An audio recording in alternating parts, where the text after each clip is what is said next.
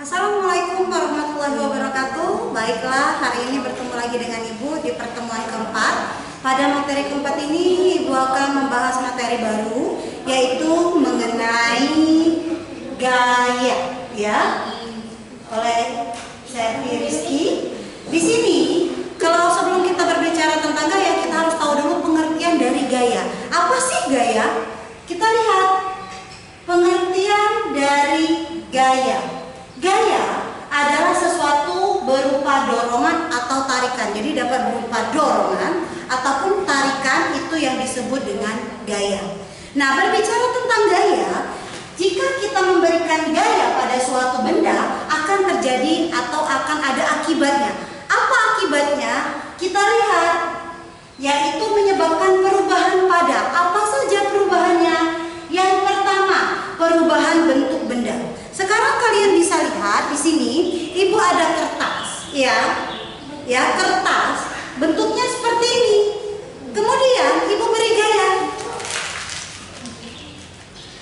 Lihat, tadi yang kertasnya besar berubah bentuknya, ya.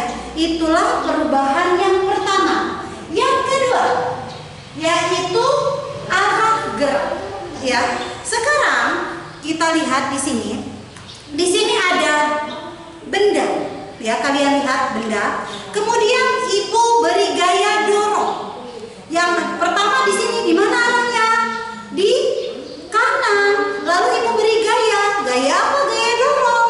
Ibu dorong bendanya. Apa yang terjadi? Arahnya berubah. Ke arah apa? Ke arah kiri.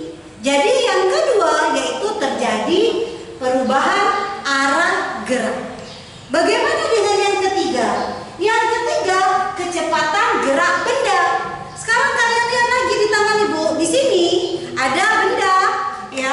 Lalu benda Ibu dorong dengan satu jari. Ibu dorong, ini kecepatannya, ya. Lalu bagaimana kalau yang kedua? Ibu dorong dengan dua jari. Apa yang kalian lihat? Apa yang terjadi perubahan? Kecepatan yang jika Ibu dorong dengan satu jari, maka kecepatannya akan lebih pelan dibandingkan dengan Ibu dorong dengan dua jari. Kira-kira bisakah kalian mengerti apa akibatnya jika suatu benda diberi gaya? Ya, Ibu kira kalian dapat mengerti. Kemudian kita lanjutkan, ya, yang berikutnya. Nah, ini apa? Ya, kalau kita berbicara tentang gaya, kita harus tahu bagaimana caranya melukis gaya. Melukis gaya berbeda dengan pelajaran dari seni rupa, ya. Dia hanya berupa anak panah, ya. Ini adalah lukisan gaya, ya. Apa? Sekarang kita lihat. Ini cara melukisnya. Yang pertama, di sini gaya itu diberi lambang huruf F. Ingat, huruf F besar atau huruf F kapital, bukan F kecil. Ya, karena huruf F kecil itu melambangkan frekuensi. Kemudian kita lihat lagi di sini. Apa? Di sini ada namanya pada gambar anak panah ini ada A, titiknya di sini. Lalu ini ada B, titiknya di sini. Lalu ini ada arah panah. Nah, titik A ini melambangkan pangkal gaya yang merupakan titik tangkapnya, ya. Jadi titik tangkapnya dimulai dari huruf A. Kemudian yang berikutnya, tanda panah. Ini tanda panahnya. Tanda panah otomatis dia menunjukkan arah. Kalau dia ke kanan, maka arahnya ke kanan. Kalau tanda panahnya ke kiri, maka arahnya ke kiri. Yang berikutnya, ya, A ke B menunjukkan besar gaya. A ke B menunjukkan besar gaya. Lihat A ke B. Ini adalah besar gaya, ya. Lalu untuk gaya di sini kita buat perjanjian. Perjanjian yang tidak tertulis. Jika dia ke kanan bernilai positif, jika dia ke kiri maka dia bernilai negatif. Ingat perjanjiannya apa tadi? Kanan positif. positif, tanda arahnya ke kiri dia bernilai negatif. Ya, harus kalian ingat. Ini tidak tertulis tetapi harus kalian pahami. Nah, berbicara tentang gaya, kita akan belajar mengenai namanya mengukur gaya dan satuan besaran gaya. Ya. Lalu satuan besaran gaya apa? Besaran gaya dalam satuan internasional adalah Newton, disingkat N besar, ingat ya, N besar. Kita tahu 1 Newton adalah 10 pangkat 5 Diener, ya. Kemudian apa sih alat untuk mengukur yang namanya gaya? Alat untuk mengukur gaya adalah neraca pegas. Bagaimana gambarnya ini? Ini adalah gambar dari neraca pegas. Ya, Ibu lihat, kamu bisa lihat di sini. Ini adalah untuk mengukur, ya. Ini adalah ininya, angkanya. Di sini bendanya. Ya, nanti jika diberi gaya, maka yang ini akan turun.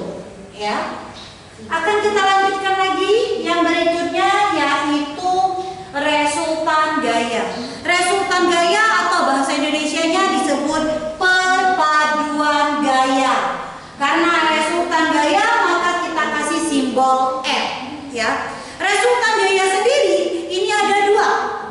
Yang pertama, gaya-gaya yang segaris dan searah. Jadi kalau kamu lihat gambar di sini, nah ya, di sini ada gambar F1 dan F2. Dia segaris. Lalu arahnya gimana? Semuanya searah. Kalau satu ke kanan, maka yang dua ke kanan. Kalau satu ke kiri, maka yang kedua ke kiri. Itulah yang namanya searah. Lalu kita lihat di sini. Misal F1 dan F2 adalah gaya-gaya yang segaris dan searah. Besar resultan kedua gaya tersebut adalah jumlah kedua gaya. Kenapa dia dikatakan jumlah? Karena semuanya arahnya ke kanan, ya. Maka kita jumlahkan. Bagaimana kalau semuanya arahnya ke kiri? Maka juga kita jumlahkan. Kenapa? Karena arahnya searah, ya.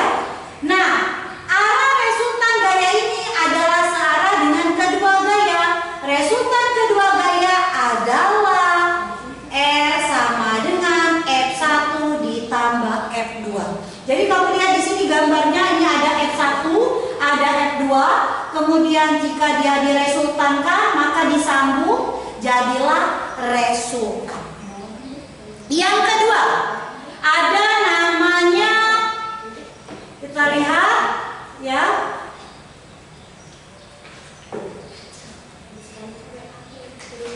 panahnya Mbak. Nah, gaya-gaya yang segaris berlawanan arah.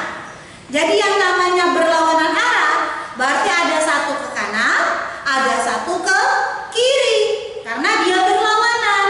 Ya, kamu bisa lihat di gambar yang ini. Di sini ada F1-nya ke kiri, F2-nya ke kanan, ya. Itu maka dia namanya berlawanan arah. Bagaimana besarnya? Kita lihat, besar resultan menjadi selisih antara kedua gaya. Kenapa dia bisa jadi selisih? Karena tadi dia berlawanan arah, ya.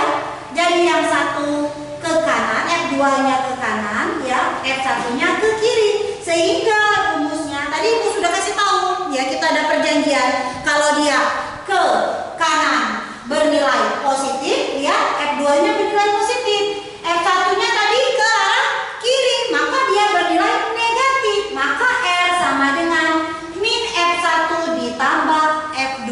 Atau bisa kita balik, R sama dengan F2 dikurang F1. Oke, Ibu kira untuk pertemuan hari ini cukup sekian, ya, sampai ke garis-garis gaya. Untuk pertemuan selanjutnya kita akan belajar mengenai contohnya, ya. Jika kalian ingin bertanya, silakan kita diskusikan di ruang Google Classroom. Ibu akhiri, wassalamualaikum warahmatullahi wabarakatuh.